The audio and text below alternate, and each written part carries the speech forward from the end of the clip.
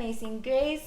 Qué rico es tenerlos otra vez en nuestra casa. Gracias por sus oraciones, por mi papá y por mi vida cuando viajamos a Colombia para poder testificar de la gracia, el poder, el amor del Señor en nuestras vidas y compartir eso con nuestra familia, con los que conocíamos, con los que nos encontrábamos. Es un privilegio poder viajar, pero también es una bendición volver y saber que esta es nuestra casa, que aquí nos ha llamado Dios para seguir predicando de sus buenas nuevas, para seguir compartiendo con nuestros vecinos, con nuestros amigos, con los extraños, con cualquiera que nos encontremos. Esta palabra es para todo el mundo, su gracia es para todo el mundo. Y eso es lo que queremos compartir hoy, que el Señor es bueno, que Él es fiel, que Él nos sostuvo en el año que acabó de pasar tan difícil. El Señor siempre estuvo ahí, aun cuando no entendíamos sus planes, aun cuando nuestras oraciones sentíamos que no llegaban a los pies de Cristo, cuando nos sentíamos solos, cuando nos sentíamos enfermos, cuando queríamos rendirnos. Jesús nunca se rindió con nosotros y nunca lo hará. Entonces hoy oro para que la plenitud, la confianza de Cristo penetre en nuestros corazones, en esta alabanza, en la prédica, en esta casa, en sus hogares. Señor, te invitamos a este lugar, te damos gracias porque tu Espíritu Santo fluye en cada corazón, Señor. Gracias, Cristo, por tu amor, por tu gracia, por tu fidelidad, por tu paciencia con nosotros, Señor. Gracias porque tus planes son mejores. Gracias, Señor, porque eres soberano. Gracias, Señor, porque el año pasado no fue un accidente, no fue una sorpresa para ti, mi Señor. Gracias porque nos sostuviste, Señor, y nos seguirás sosteniendo, Señor. Gracias porque hemos aprendido a depender más en ti, Señor, a no confiar en nuestras propias habilidades, sino saber que tú tienes la última palabra, Señor. ¿Quiénes somos nosotros para planear el día siguiente o los próximos 10 años, cuando tú puedes cambiar el mundo en un segundo, Señor? Entonces te entregamos nuestros sueños, nuestros deseos, nuestras metas, nuestros temores, Señor. Te lo entregamos a ti, Padre, que se haga tu buena, tu perfecta, tu agradable voluntad, Señor, en este lugar, en nuestras vidas, en nuestras familias, Señor. A los que no conocen de ti todavía, Señor, oro para que tú cautives su corazón, para que nos des palabra de sabiduría para hablar sobre las vidas de los cuales amamos, Señor. Porque nada te ha quedado muy grande, Señor. Ninguna alma está muy perdida para tu alcance, Señor. Gracias, porque eres nuestro buen pastor y tú cuidas de cada una de tus ovejas, Señor. Aún la 99 es importante para ti. Tiene nombre, Señor. Nos has dado a nosotros nuevo nombre. Ahora caminamos en la victoria, Señor, en las alas tuyas, Señor. Con tu fortaleza, con tu poder, con tu sabiduría seguiremos adelante, Señor. Gracias porque tú habitas en este lugar, Padre.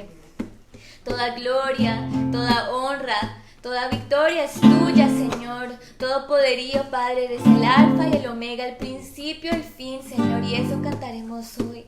Que pase lo que pase en este año y los que van por venir, Señor, confiaremos en ti, Cristo. Te alabamos, Señor. Cada sueño que tanto anhelé, me entrego hoy ante tus pies. Esos momentos que me desvié, sé que no cambian lo que ni ves.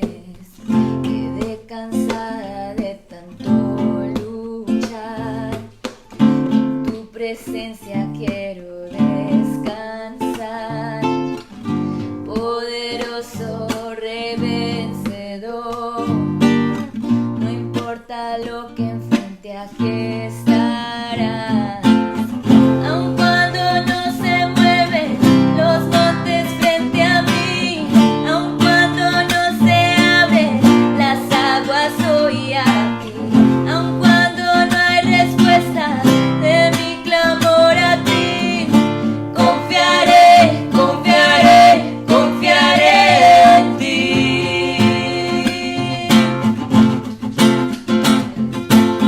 En ti se encuentra mi principio y fin.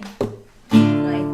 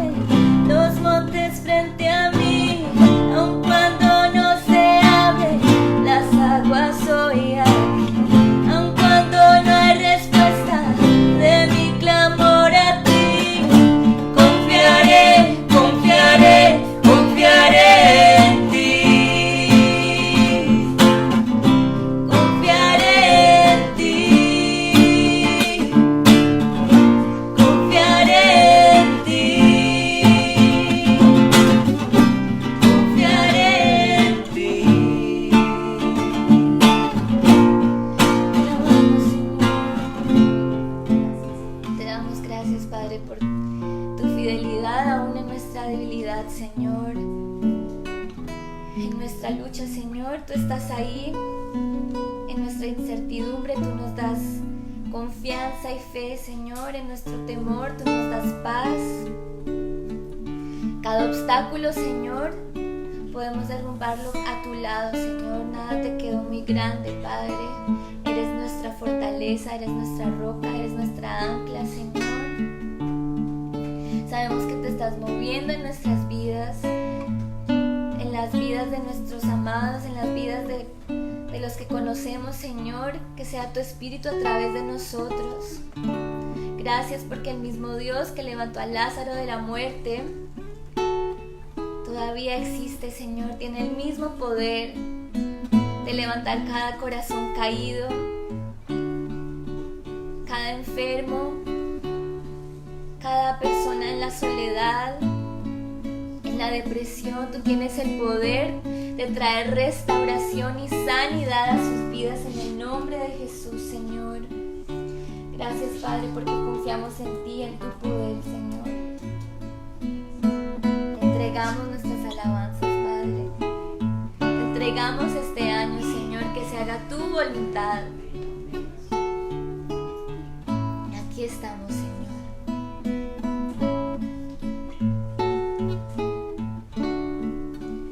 Muros rodeando estoy. Pensé que caería, mas nunca me has fallado, Dios.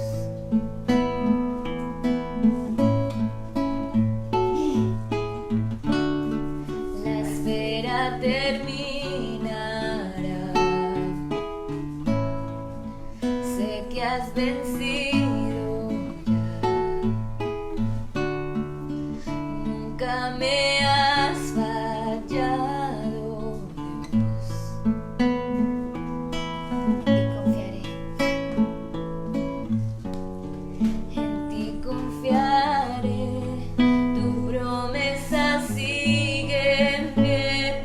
Tú eres fiel.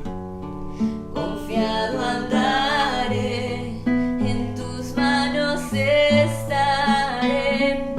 Siempre has sido fiel. Siempre has sido fiel. Y siempre lo serás.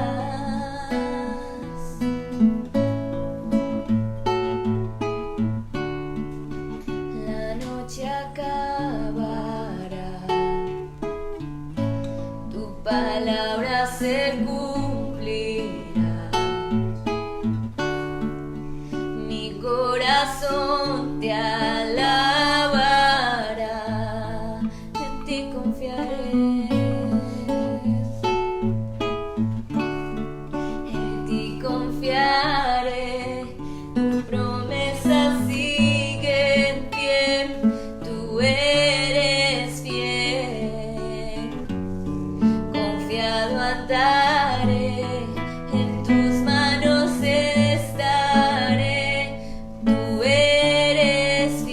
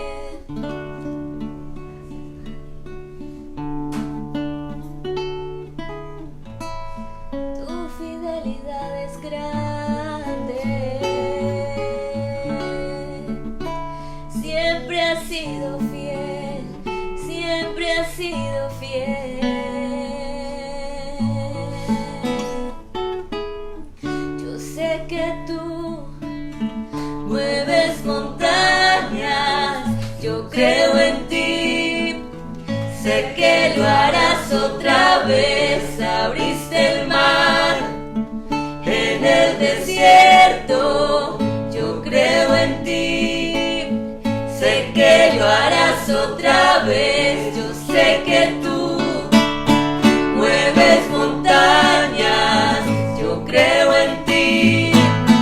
Sé que lo harás otra vez. Abriste el mar en el desierto, yo creo en ti. Sé que lo harás otra vez. Yo sé que tú mueves montañas, yo creo en ti. Sé que lo harás otra vez. Abriste el mar en el desierto, yo creo en ti. Sé que lo harás otra vez. Sé que lo harás otra vez. Sé que lo harás otra vez. Sé que lo harás otra vez. Mi Dios lo hará otra vez. Me sanará otra vez. Restaurará otra vez. Me salvará otra vez. Mi Dios lo hará otra vez. Sé que lo harás otra vez. Damos gracias, Señor. Gracias, Señor, porque tú sabes en esos momentos oscuros, solos en los que estuvimos el año pasado. Solo tú sabes cada lágrima, cada gemido, Señor, tú lo conoces. Y tú estuviste ahí limpiando cada lágrima, Señor. Estuviste ahí trayendo consuelo. Gracias, Señor, porque nunca nos dejaste. Aun cuando no te sentíamos cerca, ahí estabas, Señor.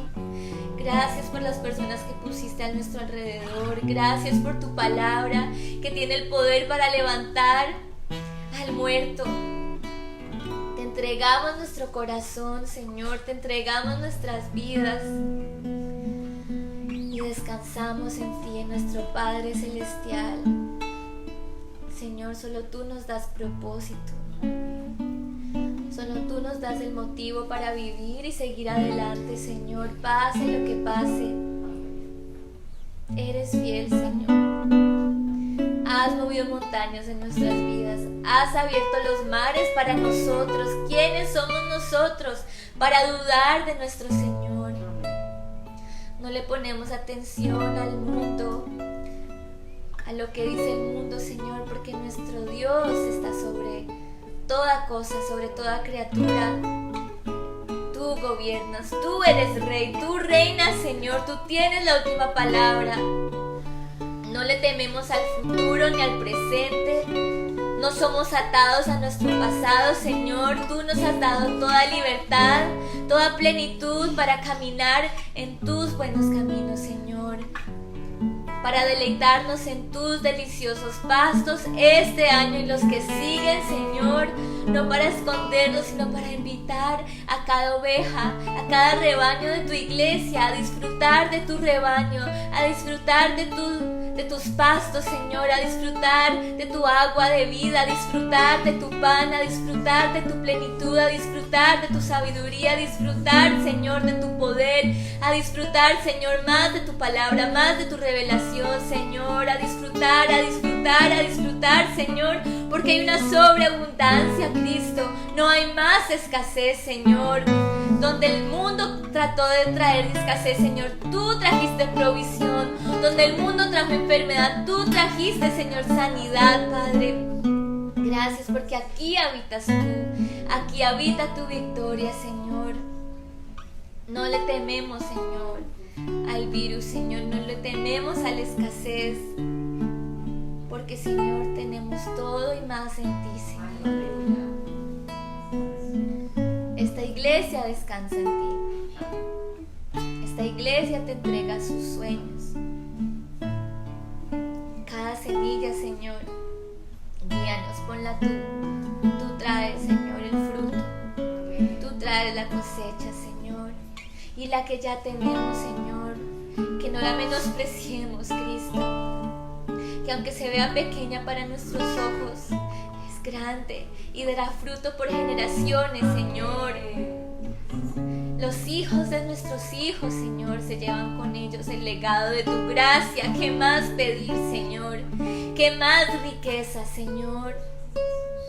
Sino el legado de tu gracia, de tu palabra, de tu verdad. Para los que están aquí, para los que están por venir, Señor. Aquí estamos, Señor. Somos tierra fértil. Trae tu lluvia, Señor. Esperamos en ti, Padre, aun si es difícil, Señor. Esperamos en ti, descansamos en ti, nuestro buen pastor. En el nombre de Jesús. Amén y amén. Amazing Grace, los amamos, es un privilegio tenerlos aquí. Y hoy sé que el Espíritu Santo está obrando y seguirá obrando en el doctor Daniel. Amén. Amén.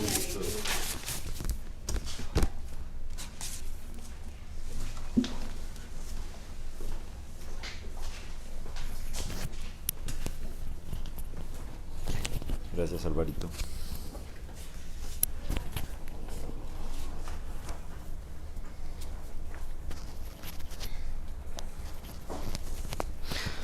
Una de las partes más difíciles de la predicación para mí es ponerme el micrófono.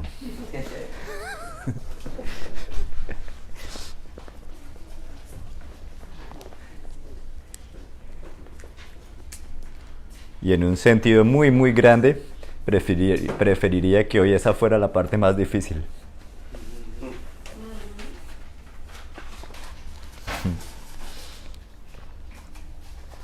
Porque es súper chévere hablar las cosas bonitas.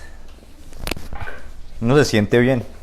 La cultura pop, Hollywood, Walt Disney, todo es de lo bonito. ¿Me centro más? ¿Muevo la silla?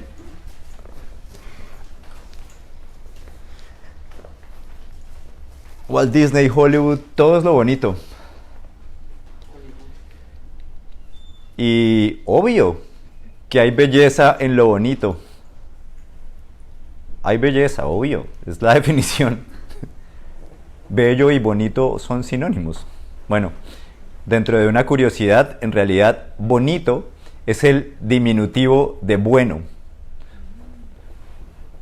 Es algo que es bueno chiquito.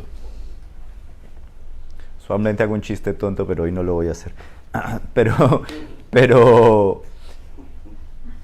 Pero aunque hay, obviamente, redundantemente belleza en lo bonito, hay una diferencia, como decía Kant, entre lo bello y lo sublime, entre lo que es bello y lo que es sublime. Lo que es bello es por definición bonito, pero sublime es sacar belleza de donde no la hay. Sublime es ver la belleza donde otros no la ven. Y yo me acuerdo, de hecho, hace unos meses cuando estaba haciendo mi curso de poesía, me llamó muchísimo la atención cuando empezamos a estudiar a los poetas modernos y empezamos a estudiar a tipos como Baudelaire. Y esta gente le empezaba a hacer poemas a la carroña y cosas como esas y uno decía, wow. O sea, mucha gente los criticó y muchos otros pensaban, y lo que yo pensaba es, qué chévere que se pueda sacar algo bonito de ahí. Obviamente yo no estoy de acuerdo con todas las cosas que escribió Baudelaire. Baudelaire tenía un rayonazo bastante grande. Pero muchas de las cosas que escribió yo pensaba, wow, qué chévere. Porque precisamente lo que la gracia hace en nuestra vida es sacar lo bonito de tanta inmundicia. Hay una canción que a mí me ha gustado toda la vida de un señor que se llama Dani Berríos. Y es más vieja que la canción, sí, más vieja que la panela. Y la canción se llama Me diste amor. Yo creo que Alvarito la recuerda. No sé si... Le acabo de decir viejo a Alvarito solo porque está de cumpleaños.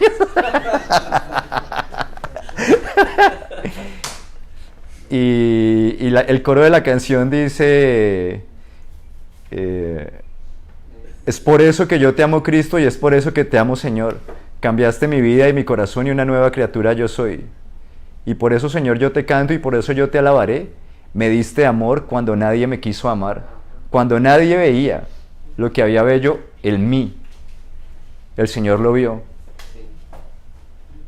Y que el Señor lo viera fue lo que transformó mi vida. Y que el Señor lo viera fue lo que cambió mi corazón. Y no soy perfecto, y vamos a hablar de imperfecciones hoy todas. Pero que sea bonito es una cosa. Sublime es hacer de lo feo algo bonito. Sublime es hacer de lo inmundo algo puro. Sublime es cuando el Señor Jesús viene y toca al leproso, que era inmundo, y le dice, queda limpio. Sublime es cuando el Señor toca a la hija de Jairo muerta y le dice, niña, a ti te digo, levántate. Eso es sublime. Sublime es pasar de la muerte a la vida, ser capaz de ver vida donde solo había muerte. Lo bello es bello, lo bonito es bello y es trivial, lo otro es sublime. Y eso sublime inspira respeto, inspira hasta temor. Inspira ese tipo de alabanza que le dan a uno ganas de caer de rodillas inmediatamente y decir, ¡wow! Es que se necesita ser un artista con A mayúscula para sacar belleza de ahí. Se necesita ser un artista con A mayúscula para sacar belleza de este corazón. De lo vil y lo menospreciable de este mundo, que fue lo que llamó Dios para avergonzar a lo sabio. Hace muchos años, yo le peleé a Dios por mi nombre.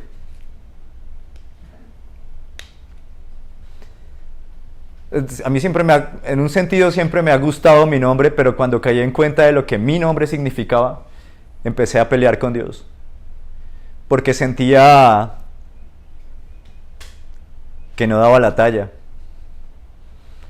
Daniel para mí en la Biblia siempre ha sido uno de mis más grandes héroes, pues porque desde chiquito lo he visto como referencia. Finalmente hablar a Daniel. A mí me pusieron Daniel por el profeta Daniel. Y yo veía la vida del tipo y en lo único que me parecía a él es que era un nerd. Pero de resto no le daba la talla por absolutamente ninguno de los lados de los que importa. A la integridad que se menciona en el texto, a su vida de fe, a lo que le creía, y su nombre y mi nombre me empezaron a costar mucho trabajo. Daniel significa el Señor es mi juez. Y yo me veía a la luz de mi pecado, o sea, a la luz de la ley. O sea, yo no doy la talla, yo no puedo ser como este tipo, no puedo ser. O sea, yo me despierto y estoy pecando. Yo no sé cómo hacía este señor, no tengo ni la más remota idea cómo hacía este señor para estar en el entrecruce de uno de los momentos más importantes, de una de las momentos históricos, en una Y más importantes de la historia de la humanidad, del momento en el que el gobierno del mundo pasa a ser de Babilonia al imperio medo-persa, cuando le volaban la cabeza a todos los gobernantes y a todos los que no sirvieran, que eran de la anterior potencia con respecto a la moderna, y a él no.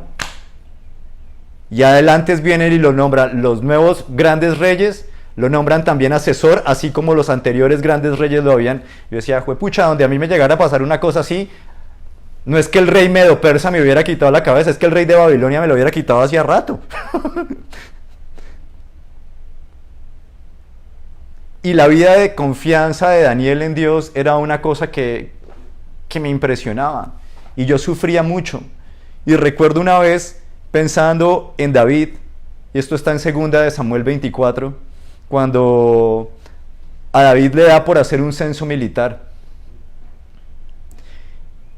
Y esto ya fue al final de los años de David. David ya había obtenido todas sus grandes gestas en batalla, David ya había hecho todas sus cosas buenas y sus cosas malas. David ya había estado en la relación adúltera con Betsabé, en la que había terminado matando al esposo de Betsabé para ocultar su pecado, en el que es tal vez uno de los episodios más oscuros que se mencionan en toda la Biblia. Y a pesar de todo eso, el Nuevo Testamento viene y dice que David era un hombre conforme al corazón de Dios. La Biblia, perdón, dice que David era un hombre conforme al corazón de Dios. Y David estaba lejísimos de ser perfecto. Claramente David no daba la talla, pero yo recuerdo un libro viejísimo, tal vez también tú lo recuerdes, ahora que estamos. Se llama Perfil de tres monarcas. Y en Perfil de tres monarcas se hablaba de tres reyes que eran Saúl, David y Absalón. Pero en la comparación entre Saúl y David había una cosa increíble, que era que cuando Saúl se refería a Dios, siempre se le hablaba a Samuel como el Señor tu Dios. El Señor tu Dios. Y cuando David hablaba del Señor, David hablaba era del Señor mi Dios. Este es mi Dios. Y entonces Saúl iba a donde Saúl iba a donde Samuel para que Samuel expiara sus pecados, para que Samuel ofreciera sacrificios en el nombre de Saúl para que él pudiera obtener el perdón de sus pecados, mientras que David venía y decía: Señor, a ti no te convencen los sacrificios. Tú eres el que me puede perdonar a mí mi pecado. David reconocía que en el Dios en el que había creído podía encontrar gracia y misericordia, porque él sabía que no daba la talla. Lo sabía incluso desde antes de que ocurriera el episodio con Betsabé. Y vamos a volver a este punto más adelante, pero lo que me llama la atención del momento del final de la vida de David cuando hace el censo es que a David se le sube el orgullo a la cabeza. Como había obtenido tan grandes victorias y había tenido estas grandes gestas militares, se le sube el orgullo a la cabeza y entonces dice: vamos a hacer un censo. Vamos a contar a todos mis guerreros, mi ejército, estos que están trabajando para mí, porque es que vea lo que yo he hecho, que es grandísimo. Segunda de Samuel 24, repito, para que lo lean después. Y empieza el censo y viene el profeta y le dice le dicen los consejeros a David: no, pero no tiene necesidad de hacer eso, porque va a hacerlo, va a venir la ira de Dios sobre nosotros, entienda que la gloria es de Él. Y él dice: no, vamos por esto. Y lo hacen. Y entonces se viene un castigo. Y en el castigo le dan a David a escoger entre tres cosas.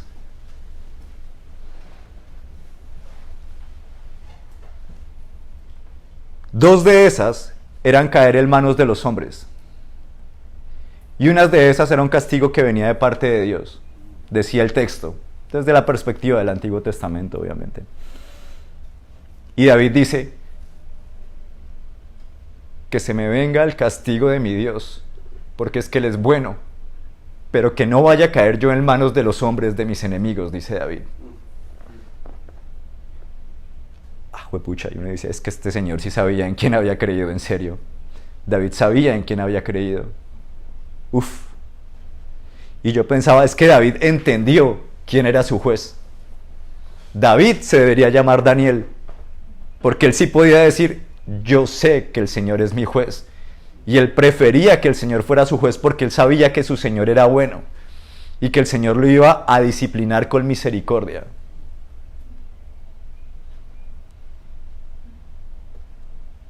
David era un muy buen Daniel. Y yo me acuerdo que cuando yo entendí esto, yo lloraba y lloraba y lloraba. Y ahora yo puedo decir con toda tranquilidad que yo prefiero que el Señor sea mi juez también. Yo creía antes que era yo el que no, que porque yo no daba la talla, yo no me lo merecía. Y de eso se trata todo esto. De eso se trata.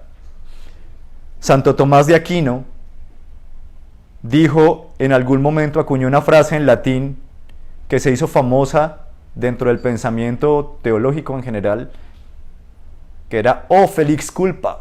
Oh feliz culpa, o culpa feliz, dijo Tomás, cuando él se dio cuenta de que si no hubiera sido por mi propio pecado, no hubiera podido yo experimentar el tamaño del amor que he experimentado. Y es una cosa, de nuevo, loquísima, porque hay belleza en la belleza. Hay una belleza en la vida sin pecado, eso es innegable. Pero hay sublimidad, en el sentido kantiano literalmente, en que a pesar de mi culpa, yo haya recibido tanto amor. Y si no hubiera sido por mi pecado, y por el pecado en general de la humanidad, no hubiéramos conocido el tamaño del amor de Dios, porque Dios muestra su amor para con nosotros en que siendo aún pecadores, Cristo murió por nosotros. Y esa es la muestra de amor más grande que la humanidad pudiera haberse imaginado, que la humanidad pudiera haber conocido. Porque en palabras del mismo Cristo, cualquiera está dispuesto a dar la vida por los que lo aman y por los que Él ama. Pero ¿quién está dispuesto a dar la vida por los enemigos? Tremendo nivel de amor dar la vida por los enemigos. Y nosotros éramos enemigos de Dios, estábamos enemistados con Él, vivíamos muertos en nuestros delitos y pecados. Pero oh feliz culpa, que si no hubiera sido por mis pecados, el tamaño desproporcionado, gigante y abundante, sobreabundante de la gracia de Dios no habría sido derramada sobre nosotros y sobre nuestras vidas. Y esa es una de las cosas que son tan increíblemente, le suenan a uno tan paradójicas, como que le pueden a uno terminar rompiendo tanto la cabeza, porque en mi vida sin pecado no hubiera conocido la magnitud del amor de Dios. Tremendo. Porque exactamente, al que mucho se le perdona, mucho ama. Y eso a mí me parece, eso me parece increíble. Eso me parece increíble. ¿Qué dice Pablo en 2 Corintios 12? Dice que tenía un aguijón en la carne, por el cual le rogó 3 veces al Señor que se lo quitara. Pero el Señor le respondió: bástate mi gracia, porque mi poder se perfecciona en tu debilidad. Dice Pablo: por tanto, de buena gana haré alarde más bien de mis debilidades, para que repose sobre mí el poder de Cristo. No es en lo que yo he hecho bien. Lo que yo he hecho bien es bonito. De nuevo, recuerden, bonito es el diminutivo de bueno. Lo que yo he hecho bien es bonito, por definición. Pero en mis debilidades, donde Él se hace grande, hay sublimidad. Porque el tamaño desproporcionado del amor de Dios es lo que quedamos experimentando nosotros.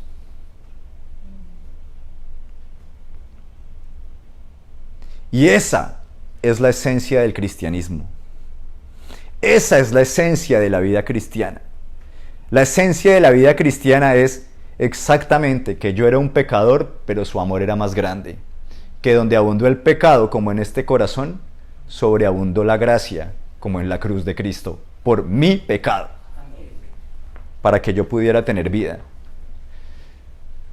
No en que yo hubiera amado, sino en que Él me amó primero, y por eso ahora yo puedo amar. Y no soy perfecto, y no lo voy a hacer, y no me interesa hacerlo. De buena gana me gloriaré en mis debilidades, para que repose sobre mí el poder de Cristo. Amén. No es esto una justificación para el pecado tampoco. Como el mismo Pablo, después de que dice esta frase que estoy diciendo, dice precisamente que donde abunda el pecado, sobreabunda la gracia. Entonces dice, ¿entonces qué vamos a hacer ahora? ¿Vamos a pecar obstinadamente? No, de eso no se trata. Pero pasa una cosa espectacular cuando uno entiende esto que ha recibido. Y es que cuando yo ya no me veo juzgado por mis pecados, soy libre para no cometerlos. Soy libre para no irme detrás de ellos, al menos siempre. Lutero tenía una frase de nuevo famosa que decía: sin boldly, peque con ganas, peque con atrevimiento, decía. Y la frase ha dado para todo tipo de pensamiento teológico que se ha formado alrededor de ella, bueno y malo, Pero el punto es este. El punto es que por lo que hizo Cristo, yo sé que la cosa ya no depende de mi pecado, sino del sacrificio de Cristo en la cruz. Si dependiera de mí, no tendría cómo sostenerlo. Todo el descanso que yo tengo está en que no depende de mí. No depende de mí. Y como ya no depende de mí, yo puedo descansar. Y precisamente este es el efecto increíble que tiene eso, que a la larga uno termina pecando menos cuando entiende que tiene permiso para pecar. Esto no me lo inventé yo, esto lo dice el mismo Pablo. Pablo dice, es que cuando tenía la ley encima, lo único que vivía pensando era en el pecado. Porque claro, ¿en qué está pensando la persona? No cometerás adulterio, no cometerás adulterio, no cometerás adulterio. Todo lo que está pensando la persona todo el tiempo es en adulterio, adulterio, adulterio, adulterio. ¿Cuál es la sorpresa? Pero cuando ya estamos libres de la ley que queda atrás, como dice Pablo, y ya no es más la ley nuestro guía, sino que el guía es el Espíritu, como de nuevo dice Pablo en Gálatas 5, que si nos gobierna el Espíritu, entonces ya no estamos bajo la ley. Entonces, si estamos caminando en el Espíritu, y la ley ya no es lo que importa, dejamos de pensar en ese cuento. Y pasa algo que es espiritual, pero también es hasta psicológico si uno lo piensa. Pues finalmente, si no le estoy dedicando la atención a eso, estoy completamente liberado y descansado porque no estoy pensando en eso. Mi cuento está en agradar a Dios, en vivir conectado y guiado por el Espíritu. Y ahí hay una diferencia fundamental. Ahí hay una diferencia gigantesca. Y eso produce libertad.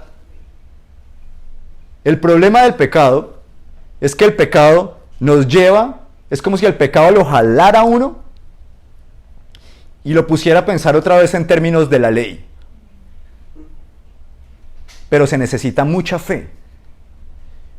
El creyente necesita fe y la necesita grande para el momento en el que ha pecado, para entender que la gracia que recibió sigue operando ahí.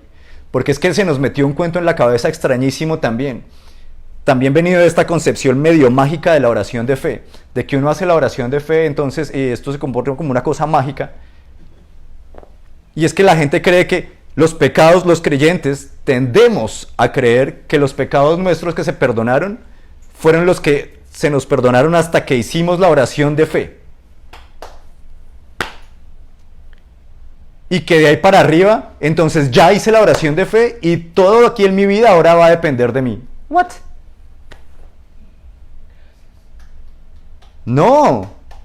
Yo quisiera, es el anhelo de mi corazón, que Daniel Díaz dejara de pecar. En el sentido de la ley.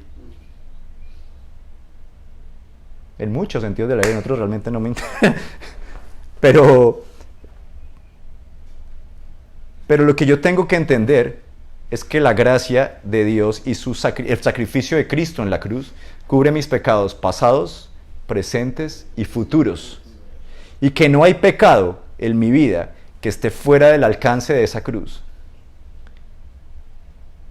Y eso que yo creo me da mi completa libertad.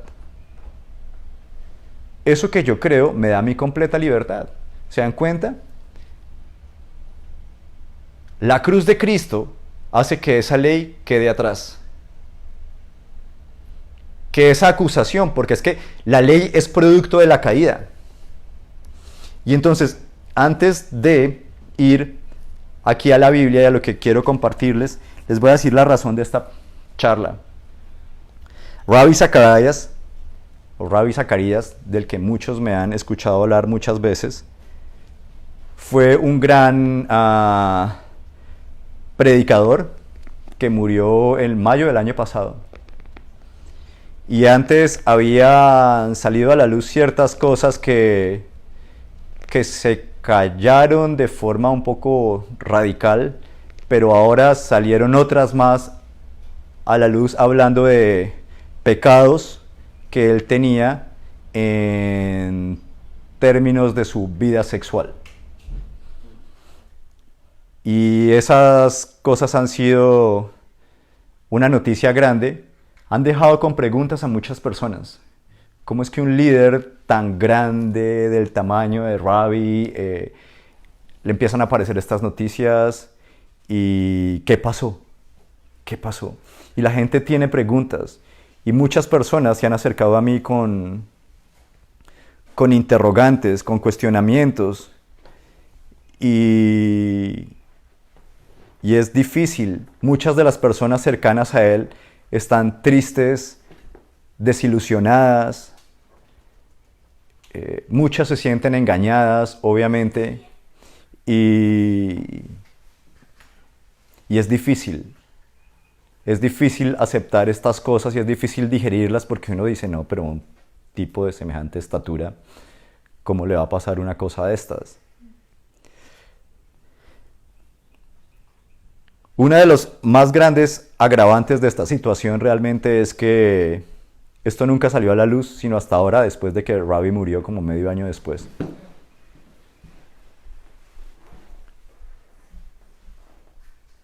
Y eso hace tan difícil hablar del asunto también, a la larga. Eso hace tan difícil hablar de esta situación. Así que yo me quedé pensando, ¿qué es esto que hace, por un lado, que sea difícil para las personas, para los creyentes en particular, hablar de sus propios errores? ¿Qué es esto que lo hace tan complicado? Porque, no, vamos a Génesis 3. Vamos a Génesis 3 al momento de la caída. La caída del ser humano. Dios había creado el mundo, había creado al hombre.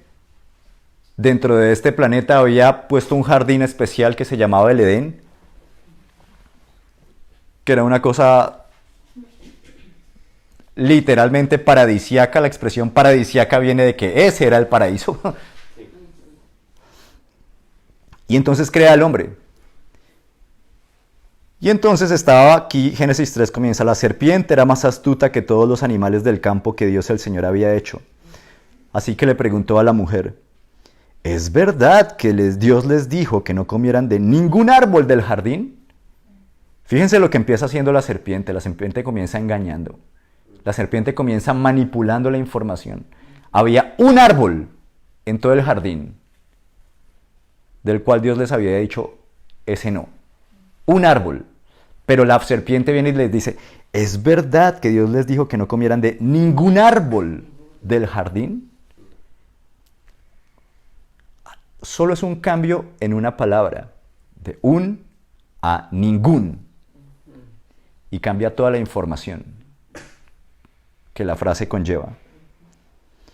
Entonces, podemos comer del fruto de todos los árboles, respondió la mujer, pero en cuanto al fruto del árbol que está en medio del jardín, Dios nos ha dicho, no coman de ese árbol ni lo toquen, de lo contrario morirán. Pero la serpiente le dijo a la mujer, vuelve el engaño, no es cierto, no van a morir. Dios sabe muy bien que cuando coman de ese árbol, se les abrirán los ojos y llegarán a ser como Dios, conocedores del bien y del mal. Y la mujer vio que el fruto del árbol era bueno para comer y que tenía buen aspecto y era deseable para adquirir sabiduría. Así que tomó su fruto y comió. Luego le dio a su esposo y también él comió. En ese momento se les abrieron los ojos y tomaron conciencia de su desnudez. Antes no. Antes no. Por eso, noten esto tan fuerte, por eso, para cubrirse, entretejieron hojas de higuera. ¿Qué es lo que ocurre con la desnudez? La desnudez nos hace sentir vulnerables. Hay vulnerabilidad en la desnudez. ¿Por qué se tapan? Porque se sienten vulnerables, porque se sienten expuestos. No era algo que les pasara antes. De nuevo es hasta fácil verlo con un niño. El niño es fresco andando por toda la casa en bola. Cuando el niño crece y a medida que el niño va creciendo, entiende el valor de vestirse. Pero el niño no está pensando cuando es pequeño si está vestido, si no está vestido. Está tranquilo. Cuando el día comenzó a refrescar, oyeron el hombre y la mujer que Dios andaba recorriendo el jardín. Entonces corrieron a esconderse entre los árboles para que Dios no los viera. Hacen vestidos para taparse de hojas de higuera y se esconden de Dios. De un momento a otro se ven enfrentados al temor cuando comieron. Temen, tienen miedo. Por eso se cubren y por eso se esconden, porque tienen miedo. Eso no era antes, no era algo que antes ellos hubieran experimentado. ¿Dónde estás? Pero Dios el Señor llamó al hombre y le dijo, ¿dónde estás? Y el hombre contestó, escuché que andabas por el jardín y tuve miedo porque estoy desnudo y me escondí. Por eso. Le dice, ¿y quién te ha dicho que estás desnudo? Le preguntó Dios. ¿Acaso has comido del fruto del árbol que yo te prohibí comer? Y Adán, que es un varón, le dice, la mujer que me diste por compañera. Ella fue, como la canción llanera. La mujer que me diste por compañera me dio ese fruto y yo lo comí. Entonces Dios el Señor le preguntó a la mujer, ¿qué es lo que has hecho? Y la mujer también así bien valiente dijo, la serpiente me engañó.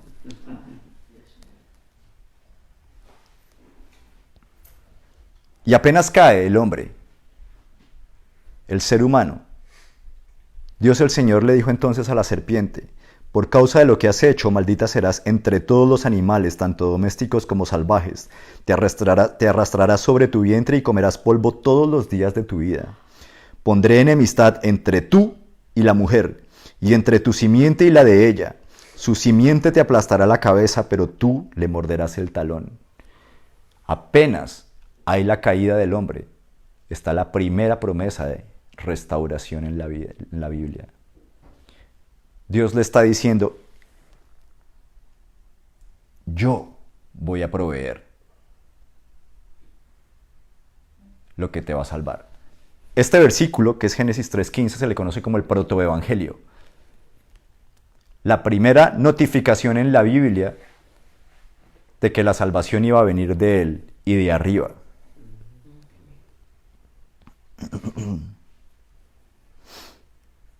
Y en el versículo 21 dice entonces que Dios el Señor hizo ropa de pieles para el hombre y su mujer y los vistió.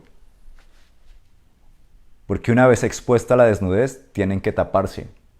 Y entonces ocurre el primer sacrificio de animales en nombre de la culpa y de la religión. Seguramente antes se los habrían comido, no va a decir que es que eran vegetarianos. Pero este es el primero que ocurre, el nombre de la religión, el nombre de la culpa. Y noten esta característica particular entonces en todo el texto de lo que está ocurriendo acá. La religión nace cuando aparece el pecado. Y cuando hay la caída, es cuando el hombre se termina volviendo una persona moral. Es el conocimiento del bien y del mal, la consecuencia de la caída. Si desobedecían al Señor, iban a conocer el bien y el mal. Antes no, simplemente no era una cosa que ellos estuvieran pensando como un niño, de nuevo. La teología judía y cristiana ha hecho bien en comparar el periodo anterior a la caída con la inocencia de un niño y el periodo posterior a la caída con la madurez del adulto. Lo han hecho muy bien. Pero el niño no está pensando. En serio que el niño no está pensando si está haciendo bien o está haciendo mal. El niño simplemente hace y está tranquilo. Y el niño descansa en que su papá está ahí y que pues su papá lo cuida. Y que su papá verá. Pero el niño no está pensando, me van a castigar, me van a hacer... No, eso va ocurriendo a medida que el niño va creciendo. Y va perdiendo la inocencia. Y celebramos esa pérdida de la inocencia como si fuera la gran cosa. Pero, noten esto, es la culpa lo que los hace a ellos, el miedo, lo que los hace a ellos taparse y ocultarse. Ellos se están escondiendo, Están escondiendo su cuerpo y se están escondiendo de Dios. Apenas llega la caída, el ser humano empieza a verse con otros ojos, empieza a creer algo distinto. Muchas veces hemos hablado aquí de nuevo de que no es que solo en el cristianismo haya fe, es que en todo en la vida hay fe. La pregunta no es si hay fe o no hay fe, sino cuál es el objeto de nuestra fe. Y el problema con la caída, cuando el hombre conoce el bien y el mal, es que de un momento a otro la fe deja de estar en Dios y se empieza a depositar en mí. Yo me tengo que cubrir. Antes el ser humano no estaba pensando en eso. Antes el ser humano estaba tranquilo. Adán y Eva estaban en bola tranquilos delante de Dios. Y no les preocupaba. Estaban desnudos delante del Señor. Y no les preocupaba. Es después cuando se da cuenta, cuando el ser humano se da cuenta de que ha caído, que le empieza a preocupar eso. Dice, tengo que cubrirme. Tengo que esconderme. Tiene que haber un sacrificio por mi pecado. Y nace la religión. Y la conciencia caída del ser humano es religiosa por naturaleza. Porque como yo me di cuenta de que hay bien y mal, entonces, ¿qué voy a hacer ahora yo para arreglar esto? ¿Qué voy a hacer ahora yo? Y es natural. Es natural, pero natural no significa bueno. Es natural pensar que porque yo caí y yo la embarré, yo lo quiero arreglar. En estos días he estado leyendo un libro nuevo de Kierkegaard, nuevo para mí, el único libro de Kierkegaard que yo había leído antes es Temor y Temblor, que me sacudió la cabeza y me dio 3 vueltas, porque precisamente pone la fe por encima de todo, pone la fe por encima del conocimiento, la fe por encima de la moral, la fe por encima de todo Kierkegaard ahí. Pero en este libro, que se llama Pureza de corazón, es desear una sola cosa. Dice Kierkegaard que muchas cosas son temporales, pero que hay una que debiera ser atemporal y es el arrepentimiento. Siempre es el momento correcto para arrepentirse. Y sin embargo, dice él, puedes llegar a ser una muy mala idea tomar la decisión de arrepentirse, es decir, sacar la cosa esa de arrepentirse justo en el momento en el que uno comete el pecado, porque lo que uno está intentando hacer siempre es enmendar las cosas por uno mismo. En ese primer momento después, se está intentando arreglar las cosas por usted mismo y no está descansando en el verdadero arrepentimiento, y entonces eso es más una acción de remordimiento que una acción de arrepentimiento. ¿Qué voy a hacer para reparar esto ahora que la embarré? ¿Y ahora qué hago? ¿Y ahora qué hago? Y el problema es que el remordimiento y el arrepentimiento son 2 cosas diferentes. El remordimiento es simplemente la culpa que uno siente. Y la culpa que uno carga por estar pensando en el error que uno cometió. El arrepentimiento es completamente diferente. Y me pareció como, wow, increíble. Me pareció increíble eso, porque de nuevo es una actitud completamente religiosa, natural, la de yo qué voy a hacer para enmendar esta cosa, ¿cómo voy a solucionar yo esto? ¿Cómo me voy a quitar yo este pecado que cometí de encima y las consecuencias del pecado? Y no nos damos cuenta de que no podemos, de que nos trasciende. La verdad sea dicha, nuestro propio pecado a nosotros, los seres humanos, nos trasciende. No podemos. Otras veces lo he hablado y lo he mencionado y lo voy a volver a mencionar, de cómo somos privilegiados a la larga al vivir en esta época de la historia y ver cosas que Abraham obviamente no pudo ver y que la misma Biblia dice que hubiera anhelado ver pero no pudo, refiriéndose a cuando viniera Cristo, pero cosas que ni siquiera el mismo Pablo, después de Cristo, pudo ver.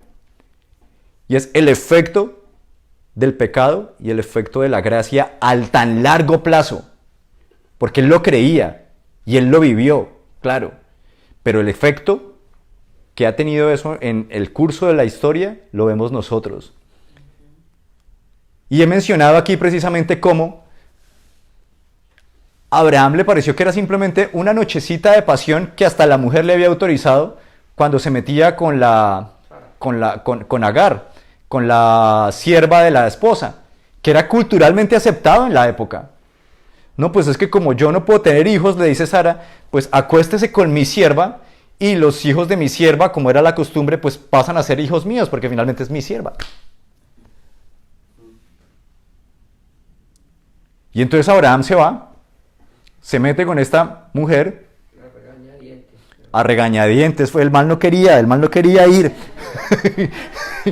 Él se oponía, él decía, no, Sara, que no. Está bien. Y entonces va Abraham, se acuesta con Agar, y Agar queda embarazada. Y queda embarazada de Ismael. Y es increíble que desde el primer momento, Génesis está diciendo que desde ese momento Ismael ha estado en enemistad con sus hermanos. Desde Génesis, Ismael es el padre de todo el mundo árabe. O sea que del pecado de Abraham estamos viendo las consecuencias todavía hoy. Hoy. Una nochecita de pasión. Una vez hablando con un tipo me hacía una pregunta y me decía, pero Daniel, es que yo no entiendo por qué se pone el adulterio en el mismo nivel de... No cometerás adulterio al mismo nivel de no matarás. El problema siempre con nuestras malas y buenas obras es que no vemos más allá de la nariz. No vemos más allá de la nariz. Uno cree que la mala obra acabó ahí. Y uno cree que la buena obra acabó ahí. El pecado es pecado. No hay una balanza de pecados. No hay unos más grandes que otros. Pecado finalmente es decir que yo lo voy a hacer por mi cuenta. Sin tener en cuenta a Dios o sin dejar que Dios lo haga por mí. Y de las consecuencias del pecado de Abraham, estamos todavía viviéndolas hoy. 4.500 años después, más o menos, de Abraham. Tremendo.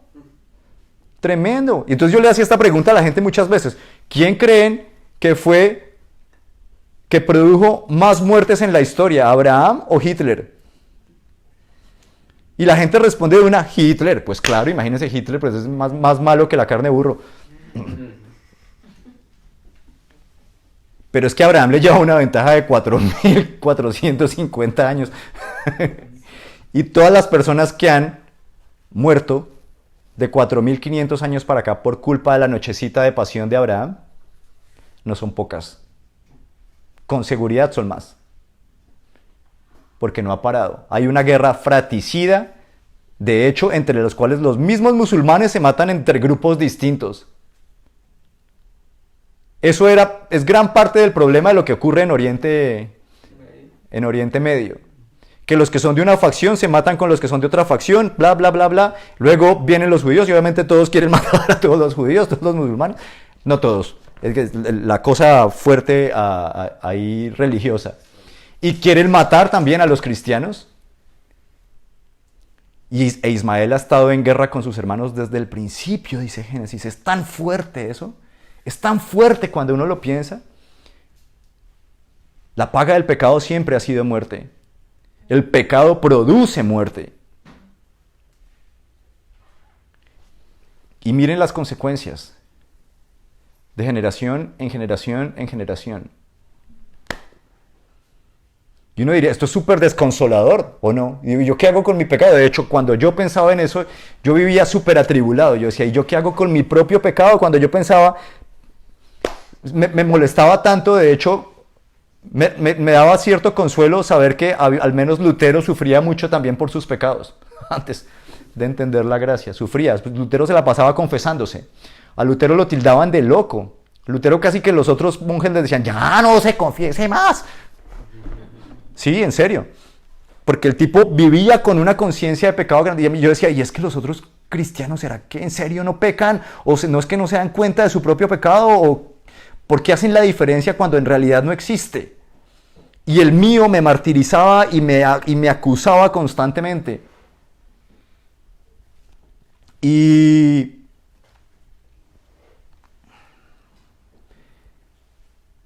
Y esta cosa del pecado de Abraham, y cuando pensaba en esas consecuencias tan a largo plazo, yo decía, no, esto está destruyendo mi vida. O sea, ¿para qué sigo viviendo con todas estas consecuencias? ¿Qué voy a sacar yo de seguir viviendo? Es desconsolador cuando uno lo piensa, es descorazonador. Pero el punto no es ese, el punto es Cristo. Cristo es el que hace nuevas todas las cosas. Cuando conocemos a Cristo, todo el pecado, todo mi pecado en la vida queda clavado en la cruz. Como dice Colosenses, el acta de decretos que había en contra de nosotros quedó clavada en esa cruz.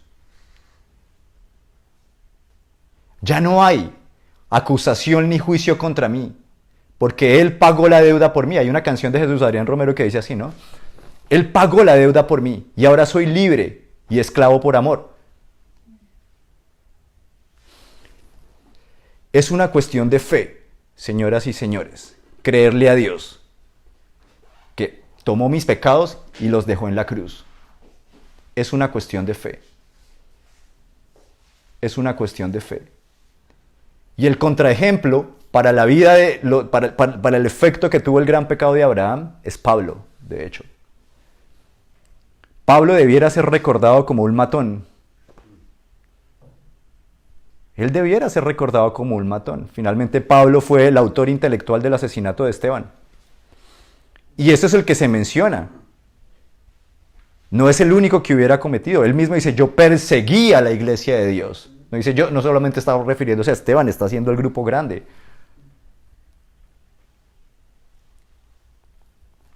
Pero Pablo no es el matón.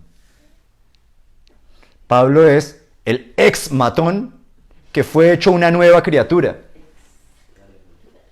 y que alcanzó y que cambió la historia del planeta porque permitió que Dios lo usara cuando decidió creerle. ¡Wow! Y el Dios que hace nuevas todas las cosas cambia la historia usándolo a Él.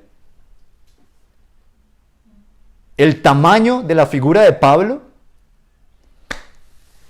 es una cosa descomunal. No porque Pablo hubiera sido perfecto. Primero, antes de Cristo era un matón. Después, la Biblia menciona también ciertos episodios de pecados de Pablo. Como por ejemplo, llevado de la rabia, se terminó separando de Bernabé, gracias. Se termina separando de Bernabé. Abrió a Marcos completamente, y si no hubiera sido por Bernabé que recoge a Marcos, nos quedamos sin el Evangelio de Marcos, y al habernos quedado sin el Evangelio de Marcos, nos quedamos sin el de Mateo y el de Lucas también. Tremendo. Si se hubiera quedado en la cosa que Pablo hizo después, pero Pablo entendía de todas maneras que él había recibido gracia. Y Pablo pide perdón, Pablo se arrepiente delante de Dios, y lo que queda viviendo de ahí para adelante es lo que él cree. Y lo que yo crea va a determinar cómo estoy viviendo. Y esta es la causa que sucede con el pecado. El pecado a mí me lleva de nuevo a querer arreglar las cosas por mí mismo. O sea que el pecado me hace querer saltar de nuevo a las obras. Y yo no puedo arreglarlo por mí mismo. Yo no puedo. Para ponerlo en palabras de un diputado de Antioquia, era como perfumar un bollo, dijo el tipo una vez. Intentar yo arreglar mi propio pecado es eso.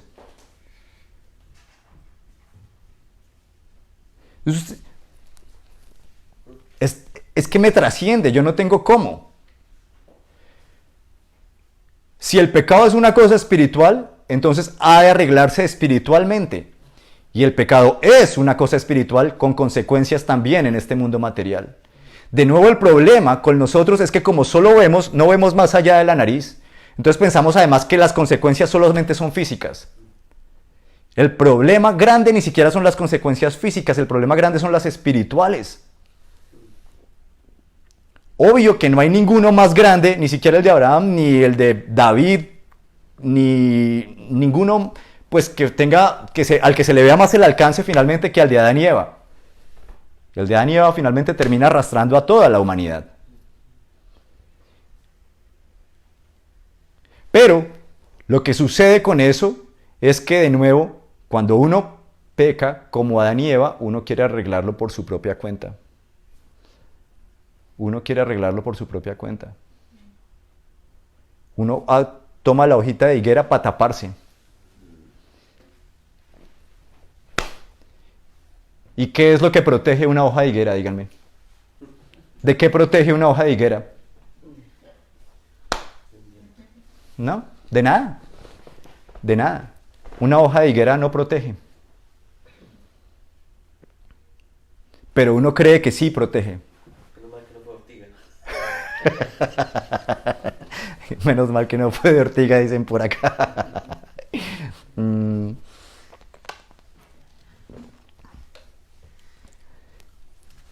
Es terrible, porque no podemos arreglarlo por nosotros mismos. Necesitamos a alguien más grande que nosotros, algo más grande que nosotros para sacarnos de esa situación. Y de nuevo, ese es el problema. O mejor dicho, el creyente, no hay nadie que no sea un incrédulo, no hay nadie que sea un incrédulo.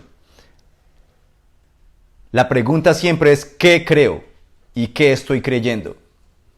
Y mi fe en Cristo tiene que ser lo suficientemente grande para saber que si peco, puedo confesar tranquilamente porque ya hubo perdón hace 2000 años en la cruz del Calvario. No es que si peco, no es que si confieso, mis pecados son perdonados ahí, es que si confieso mis pecados quedaron perdonados hace 2000 años en la cruz del Calvario. Mis pecados quedaron allá clavados en la cruz.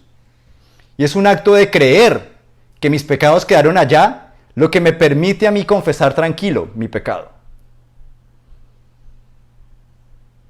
Lo que me permite exponer mi corazón. Si yo creo que el Señor me perdonó, entonces yo descanso tranquilo. Fíjense que lo que estaba hablando de la caída no es nada distinto a lo que está diciendo el apóstol Juan en la primera carta. El apóstol Juan en la primera carta está diciendo que el que teme no ha sido perfeccionado en el amor. Veámoslo, primera de Juan 4.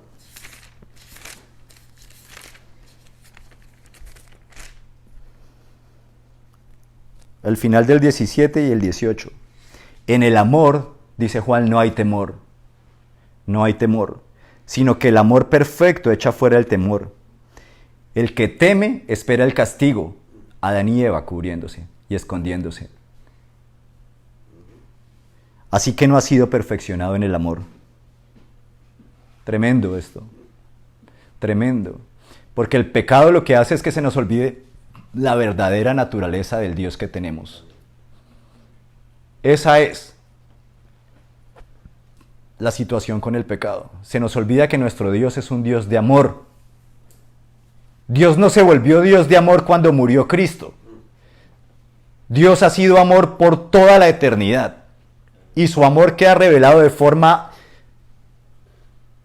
indescriptible prácticamente al momento del sacrificio de Cristo en la cruz, de la muerte de Cristo en la cruz. Pero Dios no se volvió amor en el momento de la cruz. Dios ha sido amor siempre.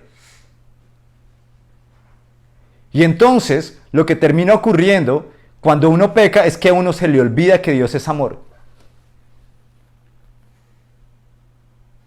Y uno empieza a creer que el juez que uno tiene es un mal juez, es un juez severo y un juez malo. En vez de el juez bueno. Porque sí, Dios es juez. Pero lo que se nos olvida en el momento del pecado es cómo nos va a juzgar Dios. Y para nosotros, para los que hemos recibido y aceptado el sacrificio de Cristo por nosotros en la cruz del Calvario, ya no hay condenación. Ya no hay condenación. Lo que hace Cristo en la cruz muestra el tamaño y el alcance del amor de Dios. No hay pecado que yo pudiera cometer que estuviera por fuera del alcance del amor de Dios. Y yo no estoy libre de caer. Hace como 4 años, cuando comenzó mi gran avivamiento en mi propia vida, yo vivía con mis pecados tapados. Yo que iba a exponerlos. Y cuando uno lo piensa, tampoco es que estuvieran tan tapados realmente.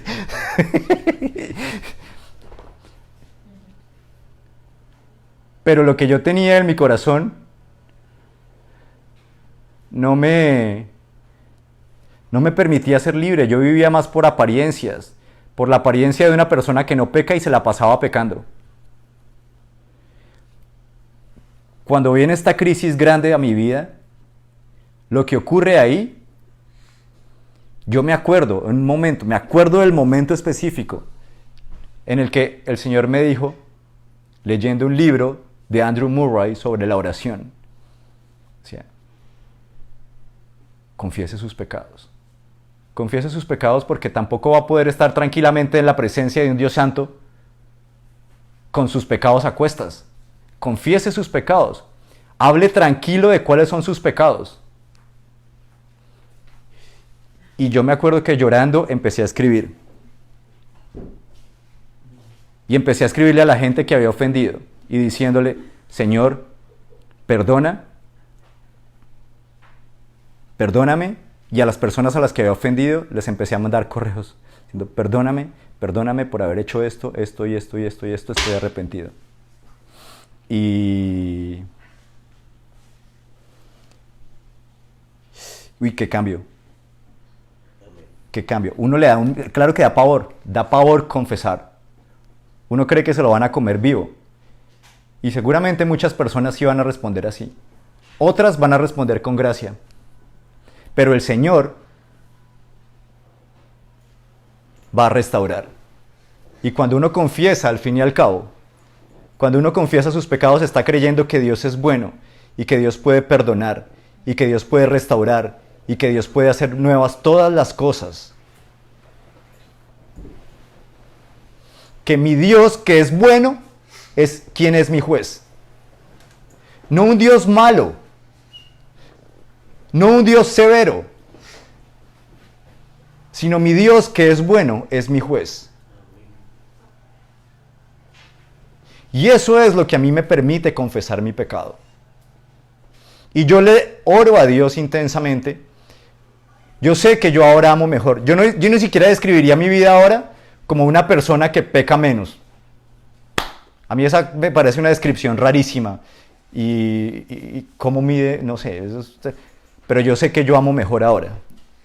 Porque ahora que nosotros estamos en la gracia, nuestra medida no son las leyes. Nuestra medida es el amor. Pablo de nuevo les dice a los Gálatas, lo que importa es la fe que actúa mediante el amor.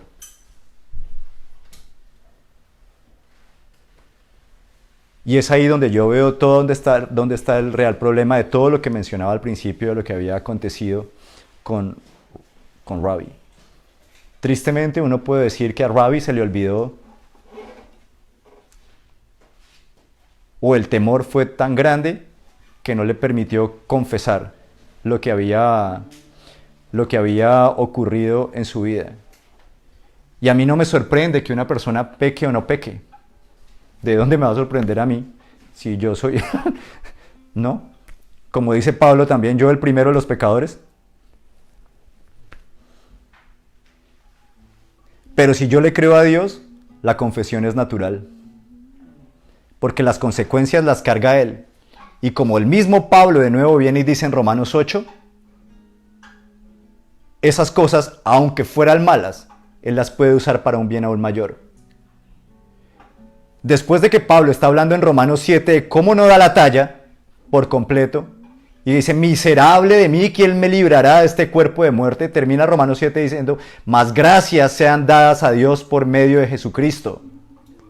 Y comienza Romanos 8:1 diciendo, ahora pues, ninguna condenación hay para los que están en Cristo. Punto. Ninguna condenación hay para los que están en Cristo. O sea que cuando la embarramos, podemos ir tranquilamente, acercarnos confiadamente al trono de la gracia, como dice el autor de Hebreos, para encontrar socorro en el momento oportuno. cuando más lo necesitemos. Juan, de nuevo, en la primera carta, dice hablando, si alguien dice que no tiene pecado y les está escribiendo a los de la iglesia, amados, a los hermanos, si alguien dice que no tiene pecado, está haciendo a Cristo un mentiroso. Y les dice, les escribo estas cosas para que no pequen. Pero si pecamos, abogado tenemos para con el Padre, a Jesucristo el justo. El problema del pecado es entonces cuando yo pierdo de vista el tamaño del Dios que tengo. Cuando pierdo de vista el tamaño del Dios que tengo, intento solucionar las cosas por mí mismo, y no me doy cuenta de que yo soy aún más chiquito, de que no tengo cómo hacerlo. Y lo que termino no haciendo es un lodazal gigante, y embarrando todo por todas partes. Es como si el pecado a la larga fuera como un charquito, y cuando uno lo intenta arreglar, lo que uno está haciendo es ir caminando con sus propios zapatos y dejando toda la casa untada. Toda la casa untada. Esa es la real situación. No sé qué estaría pasando por la mente de Ravi. Muchas personas me han preguntado, de hecho, ¿usted considera que Ravi si era sincero, no era sincero, que se salvó, que no se salvó? No me corresponde a mí. No me corresponde a mí. Yo no sé la de nadie más. Yo no sé la vida de nadie más. Yo sé de la mía. Yo sé que yo decidí al Señor creerle. Y es entre Dios y yo. Y por fe creo que Memo decidió creerle. Por fe creo que Alvarito decidió creerle. Por fe creo que Liz decidió creerle. Pero no lo sé. No tengo cómo saberlo. Ahora, cuando yo me equivoco, y esto a mí me está sirviendo de lección también, que Dios me dé a mí la fuerza y la confianza y la convicción de confesar mi propio pecado. Porque eso soluciona una cantidad de cosas. ¿Qué pasa también con el pecado? Tiene un efecto bola de nieve. Tiene un efecto bola de nieve.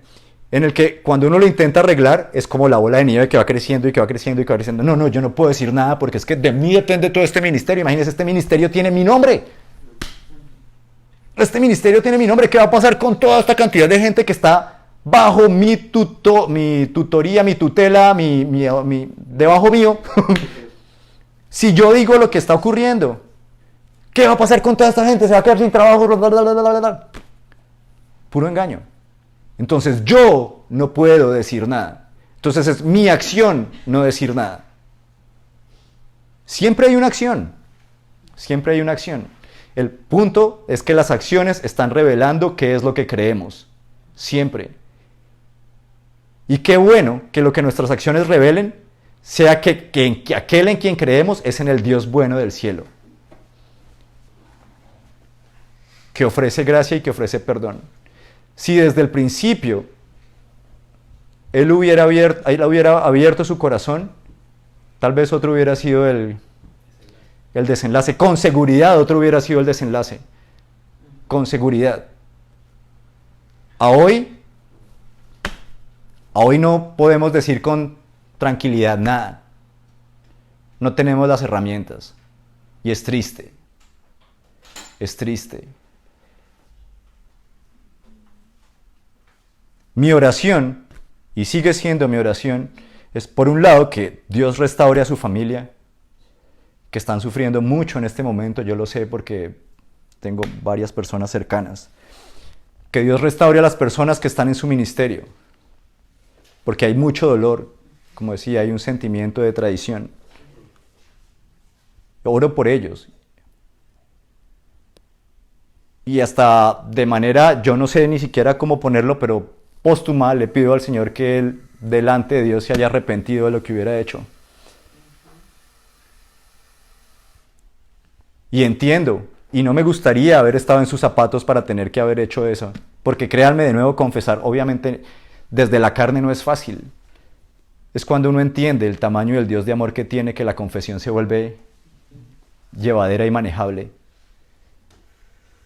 Pero hay otra cosa que me parece fundamental acá, y otra razón por la cual los creyentes no confiesan sus pecados.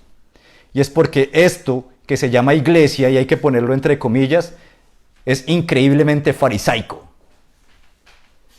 Porque la Biblia en ningún lado había dicho que íbamos a dejar de pecar. En ningún lado. Y la iglesia cristiana desde el comienzo,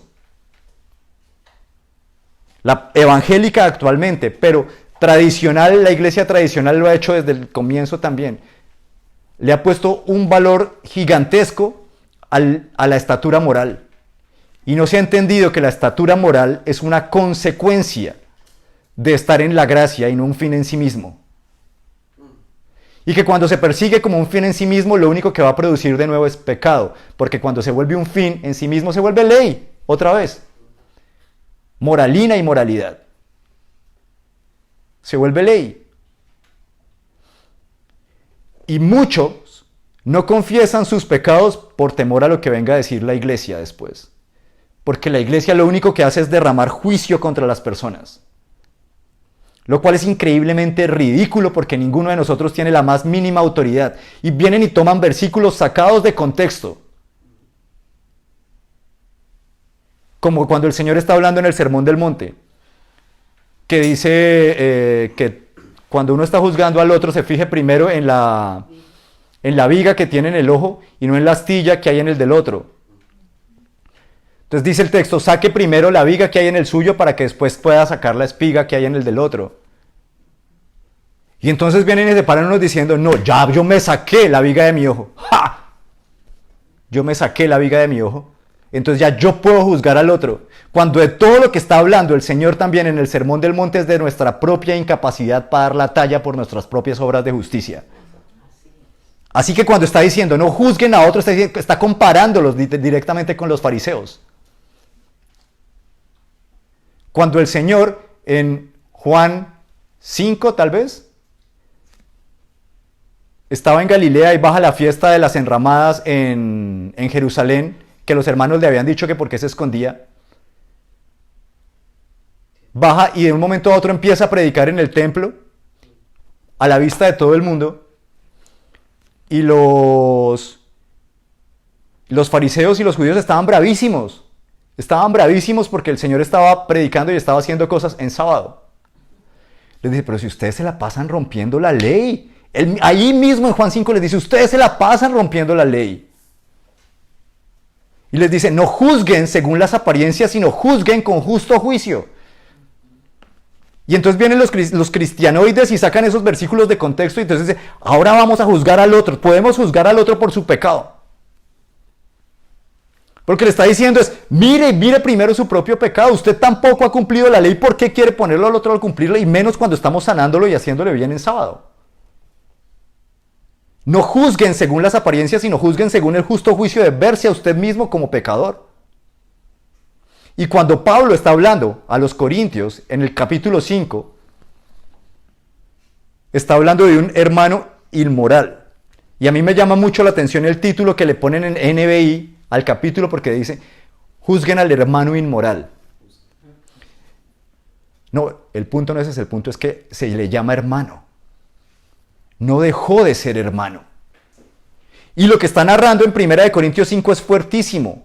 Pablo narra y dice, ahora paso a este siguiente asunto, que hay entre ustedes un acto de tan suprema inmoralidad que ni siquiera los paganos, man. Y créame que el mundo romano era pagano al nivel descarado.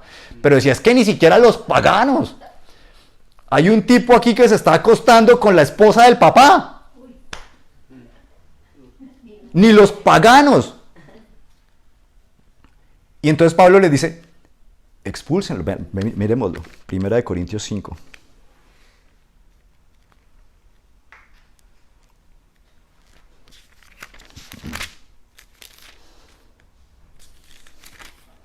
Es ya del dominio público que hay entre ustedes un caso de inmoralidad sexual, que ni siquiera entre los paganos se tolera, a saber, que uno de ustedes tiene por mujer a la esposa de su padre. ¿Y de esto se sienten orgullosos? ¿No debieran más bien haber lamentado lo sucedido y expulsado de entre ustedes al que hizo tal cosa? El punto de lo que está ocurriendo aquí es que este que está pecando era uno de esos que se las daba de muchas por su pecado. Es que yo soy tan varón, yo me meto hasta con la esposa de mi papá. Y contumaz, un pecador contumaz. Yo, por mi parte, aunque no estoy físicamente entre ustedes, sí estoy presente en espíritu y ya he juzgado como si estuviera presente al que cometió este pecado. Cuando se reúnan en el nombre de nuestro Señor Jesús y con su poder yo los acompañe en espíritu, entreguen a este hombre a Satanás para destrucción de su naturaleza pecaminosa, ojo esto, a fin de que su espíritu sea salvo en el día del Señor. Lo están separando pensando en la salvación de él, no en condenarlo. ¿Se dan cuenta que no hay condenación acá? Están pensando en la salvación de él. Hacen mal en jactarse. No se dan cuenta de que, mire, el punto era que se estaban jactando de la situación. No se dan cuenta de que un poco de levadura hace fermentar toda la masa. Desháganse de la vieja levadura para que sea masa nueva, panes sin levadura, como lo son en realidad, porque Cristo, nuestro Cordero Pascual, ya ha sido crucificado. Así que celebremos nuestra Pascua no con la vieja levadura, que es la malicia y la perversidad, sino con pan sin levadura, que es la sinceridad y la verdad. En la sinceridad y la verdad de la confesión, no de la jactancia por lo que... Por carta ya les he dicho que no se relacionen con personas inmorales, dice aquí 1 Corintios 6:9. Por supuesto que no me refería a la gente inmoral de este mundo, ni a los avaros, estafadores o idólatras. En tal caso tendrían que salirse de este mundo ustedes, les dice Pablo. Y ojo a esto, porque es que también hemos como medio idolatrado ciertos pecados. Y tendemos a considerar que los pecados sexuales son más grandes que el resto de pecados. De nuevo poniéndole una balanza a las cosas que en la Biblia no figura por ningún lado. Todo pecado es una ofensa directa contra Dios. Pero en esta carta quiero aclararles que no deben relacionarse con nadie que llamándose hermano sea inmoral, avaro, idólatra, calumniador, borracho o estafador. Con tal persona ni siquiera deben juntarse para comer. ¿Acaso no me toca a mí juzgar a los de afuera? ¿No son ustedes los que deben juzgar a los de adentro? Dios juzgará a los de afuera. Expulsen al malvado de entre ustedes. Primero, no está diferenciando entre pecados, ¿lo notan? Todos los ponen en el mismo rasero. Porque de nuevo esa mentalidad medio católico romana que heredamos de que hay pecados veniales y pecados mortales es completamente falaz. Todo pecado es mortal. La paga del pecado es muerte. Y por cuanto todos pecamos, estamos separados de la gloria de Dios. Así que esto es lo que yo quiero que entendamos. Primero, mucha gente no confiesa sus pecados por miedo al juicio de la propia iglesia, cuando la iglesia debiera estar para levantar al pecador. Particularmente para el pecador arrepentido. Pero lo que uno ve en la iglesia es una soberbia. ¡Ah! Yo no soy como los del mundo. Yo no soy como esos otros cristianos. Yo no soy... Y me recuerdan al fariseo, al fariseo y al publicano que subieron al templo a arrepentirse. Y el fariseo estaba, Señor, gracias porque no soy como este fariseo, como este publicano. Oro 3 veces al día y soy súper santurrón. Mientras que lo que llega y ora el publicano es, Señor, sé propicio a mi pecador. Tú eres la propiciación por mi pecado. Si tú no me perdonas, yo no puedo, dice el publicano. Yo no puedo. Tú eres la limpieza que yo necesito. Termina el Señor. ¿Quién creen que salió de ahí que salió de allá perdonado? ¿Cuál oración creen que fue la que escuchó el Señor? La del publicano. No la del religioso. Y cuando Pablo está con los Gálatas, después precisamente lo que les describe a los Gálatas les está diciendo que el problema con Pedro después fue que a Pedro se le olvidó cuál era la gracia que había recibido y empezó a comportarse como si estuviera bajo la ley y no bajo la gracia.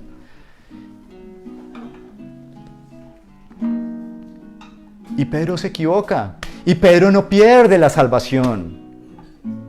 Es Pedro al que se le dijo, tú eres Pedro y sobre esta piedra edificaré mi iglesia, ni más ni menos. Y el Señor le dice que va a edificar la iglesia sobre él, y Pedro viene y se equivoca. Y no se equivocó una vez Pedro, eso lo tenemos súper claro. O sea, Pedro era el maestro en las equivocaciones. Y no perdió la gracia por eso, no se salió de la gracia. La belleza, la majestuosidad, la sublimidad de la gracia y del amor de Dios está en que es mucho más grande que mi pecado. Y ese es mi descanso. ¿Consecuencias deja el pecado? Sí. Pero en Cristo, esas consecuencias el Señor las transforma. Y la bola de nieve que iba para un lado, teniendo un efecto devastador, empieza a ir para otro lado, teniendo un efecto de bendición ahora, como dice Pablo en Romanos 8 de nuevo. Que a los que amamos a Dios, todas las cosas nos ayudan a bien. Es que de nuevo fue mi propio pecado el que me permitió experimentar todo este amor. Todas las cosas nos ayudan a bien. Es increíble el alcance de esto. Tengo que entenderlo, y si yo lo entiendo para mi propia vida, lo que se espera que yo haga con los otros sea derramar gracia. Es derramar gracia. Porque no tiene sentido que habiéndola recibido yo, empiece a juzgar a los otros ahora por la ley. Usted tiene que comportarse de acuerdo a este parámetro, cuando uno mismo no lo lograría. Evaluémonos a nosotros mismos para ver si alguien que está en pecado pudiera venir y confesarnos a nosotros sus pecados y pudiéramos orar con él por restauración, o si lo que nosotros pensamos es donde venga yo le doy con toda. Una de las dos no está bien. Creo que todos entendemos el mensaje clarito. Y creámosle al Señor lo suficiente para entender que el Señor nos llama a no pecar, pero si pecamos, abogado tenemos para con el Padre, a Jesucristo el justo. Que donde abunda mi pecado, su gracia sobreabunda. Y que yo descanse en el tamaño eterno, inconmensurable del amor de Dios por mí, del amor de Dios por Memo y del amor de Dios por Alvarito.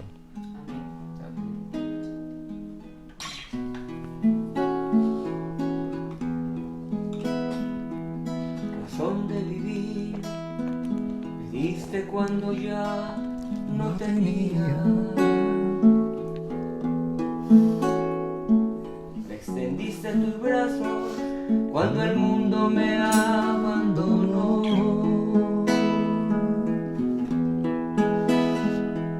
Me diste alegría cuando antes solo había amargura. Me diste amor cuando nadie me quiso amar. Es por eso que yo te amo, Cristo. Es por eso que te amo, Señor. Tomaste mi vida y mi corazón, y una nueva criatura yo soy. Es por eso, Señor, yo te canto, y por eso yo te alabaré. Me diste amor cuando nadie me quiso amar. Es por eso que yo te amo, Cristo. Es por eso que te amo, Señor. Tomaste mi vida y mi corazón, y una nueva criatura yo soy. Por eso, Señor, yo te canto, y por eso yo te alabaré. Me diste amor cuando nadie me quiso amar, cuando nadie me quiso amar.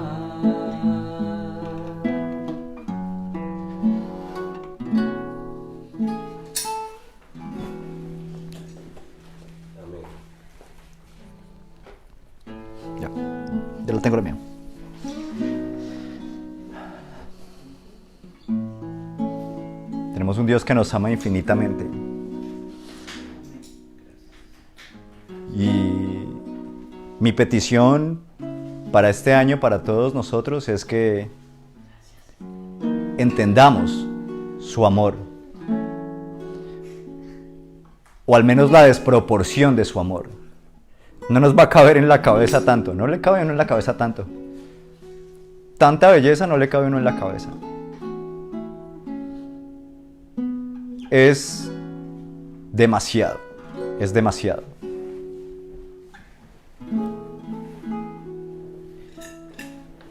Y lo que Él hizo en la cruz muestra cuánto nos ama. Es que no hay límite a lo que Él hubiera podido hacer por amor a nosotros, tanto que su misma vida dio.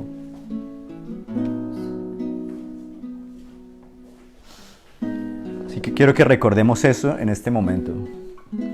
Yo recibí del Señor lo mismo que les transmití a ustedes, que el Señor Jesús, la noche en que fue traicionado, tomó pan, y después de dar gracias, lo partió y dijo: este pan es mi cuerpo, que por ustedes entrego.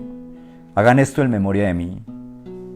De la misma manera, después de cenar, tomó la copa y dijo: esta copa es el nuevo pacto en mi sangre. Hagan esto cada vez que beban de ella en memoria de mí. Porque cada vez que comen este pan y beben de esta copa, proclaman la muerte del Señor hasta que Él venga. Gracias, Señor, por tanto amor y tanta misericordia que has tenido con nosotros, Dios del cielo. Gracias, Señor, porque la única razón por la cual estamos aquí es porque tú has sido bueno. Tú has sido increíblemente bueno, Señor, y no nos has tratado como se merecían nuestros pecados a nuestros ojos. Nos has visto tú con tus ojos de amor. Has puesto tu mirada sobre nosotros, Señor, y nos has amado con amor eterno. Y por eso prolongaste tu misericordia sobre nosotros. Y es por tu misericordia, Señor, que no hemos sido consumidos. Gracias, Señor, porque el tamaño de tu amor es tan grande, inconmensurable, que no se puede medir, que ni siquiera nos cabe en la cabeza cuánto nos amas tú. Pero permítenos al menos entender que no hay límite al amor que tú tienes por nosotros, y permítenos descansar en que tú eres bueno, porque nuestro descanso, Señor, es que tú eres bueno. Nuestro descanso, Padre Celestial, no está en nosotros mismos. Nuestro descanso no está en nuestras propias circunstancias, ni en lo que podamos hacer para limpiar nuestro nombre de nuestros pecados, que no podemos por nosotros mismos. Nuestro descanso está en que tú nos has dado un nuevo nombre, que hemos pasado de muerte a vida, que ahora somos tus hijos, y tú nos soportas, tú nos levantas y tú nos sostienes. Señor, yo pido para esta iglesia y para todos los que nos están viendo, que en este nuevo año podamos entender lo que de ti hemos recibido, Padre Celestial, y así podamos experimentarlo y vivir tranquilos momento a momento, llevando tu amor a quienes lo necesitan. Permítenos ser, Señor, instrumentos de tu amor. Permítenos llevar tu amor, Padre Celestial. Yo no te pido por bienes materiales, Señor, yo no te pido por riquezas, yo te pido por una iglesia que esté tan confiada en ti, que el fruto de tu Espíritu en la vida de cada uno de nosotros sea una realidad permanente, Señor. Que la fe de esta iglesia se revele en el fruto del Espíritu en la vida de cada uno, Dios del cielo. Este año hemos visto, este año que pasó vimos, Señor, que las circunstancias cambian y no tenemos control, que ni las más grandes potencias de este planeta tienen control sobre lo que está ocurriendo. Pero la verdad, Señor, es que a ti no se te ha escapado este planeta de tus manos. Es pequeño comparado con tu poder, Dios. La realidad es que mi vida y mis circunstancias están cubiertas en ti, Señor. Y estamos protegidos en tus alas, Dios, como dice el Salmo 91. Señor, permítenos obrar de manera que revelemos aquello en lo cual creemos. Que nuestras obras sean unas obras de descanso, Señor. Porque tú has mostrado que nos amas y entregaste tu cuerpo y tu sangre por nosotros. Amén.